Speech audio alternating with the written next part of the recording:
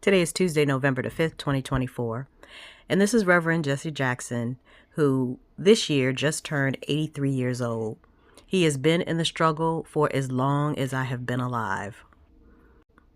In 1984, Reverend Jackson ran for president, and of course he was not elected.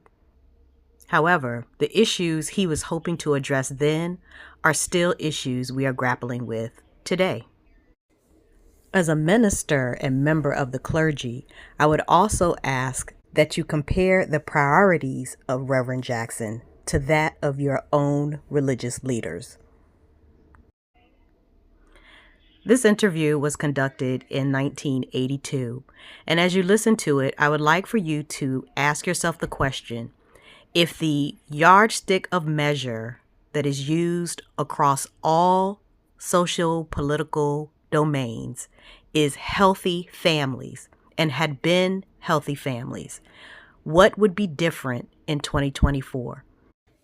Keep in mind that we live in a society that actively seeks to separate families and an education system that is designed to convince children to doubt the wisdom, guidance, and leading of their parents, excluding their parents from the education process. If the question is what is necessary in order to ensure a couple who is married is able to have and raise their own children until they themselves become grandparents, what would be necessary? Listen to this 1982 interview and allow yourself to also consider if anything has changed since that time.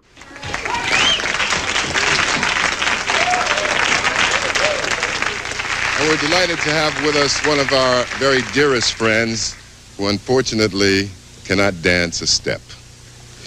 But he does happen to be one of the most brilliant and courageous men I've ever had the pleasure of meeting. Please welcome the president of Operation PUSH, Reverend Jesse Jackson.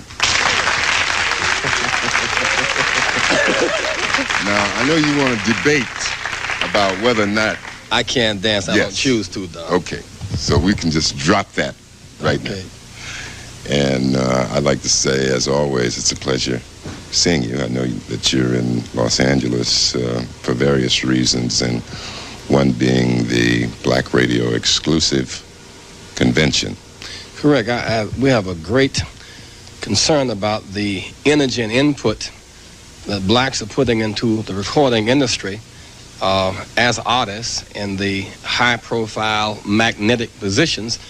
Once you leave the singing, dancing arena, in terms of basic industrial control, we're basically eliminated. By and large, black lawyers and black CPAs and black financiers and agents are eliminated. Black distributors, by and large, are eliminated. Of the 134 top network executives, only 2 are black. Of the 1,769 daily newspapers, only 8 have a black in an executive management position. And so one of our concerns to our young people is that there are far more people off of the stage making money who have careers with longevity than on the stage. And I'm concerned that we are able to use some of our creative energy into all phases of the industry. And Black Radio Exclusive magazine, which is published by Sidney Miller, in a real sense represents kind of vanguard, kind of out front position for black people dealing with those dimensions of the serious parts of show business. What are some of the other problems that Operation PUSH is presently concerned with? A major humane concern has to be the plight of Haitian people, our black brothers and sisters. Those of us who are American blacks must be sensitive, because the only difference between us and blacks in Haiti is nothing but a boat stop. We're basically the same people. More than 1 million people are allowed in this country a year, and yet 2,000 Haitians are put in concentration camps. No other people have ever been treated that way. It's costing the government $3 million a month, or $22,000 per Haitian, to keep them locked up. We would not treat Soviet Jews this way, and we should not. We would not treat the Polish people this way, and we should not. We must challenge America to measure human rights by one yardstick. The United States breaks UN protocol on the treatment of refugees when it locks them up. I must say to our young people, we must be concerned about the plight of our brothers and sisters. You look at the camp in Miami, Florida, where there are 700 Haitians, men separated from women, husbands from wives, about 20 to 30 young men whose breasts are swollen the size of women with inflamed tips, apparently something in their food. About 25 cases of tuberculosis. Others are basically losing their minds from idleness and isolation. This kind of human misery must stop. It represents a very ugly scar on the face of American democracy, and we've taken this matter from the concentration camps in Miami and Brooklyn, New York, all the way to the Vatican. And I'm glad to say that the church, the Catholic Church, the Lutheran Church, the Baptist churches, and others have taken a position that they will accept the Haitians and house them if the government will let them go. And at this point, the president would rather pay $3 million a month and use the black Haitians as an example, as a deterrent, than to let them in. And we are appealing to people to wear red ribbons to indicate your sensitivity to what's happening until these concentration camps are closed.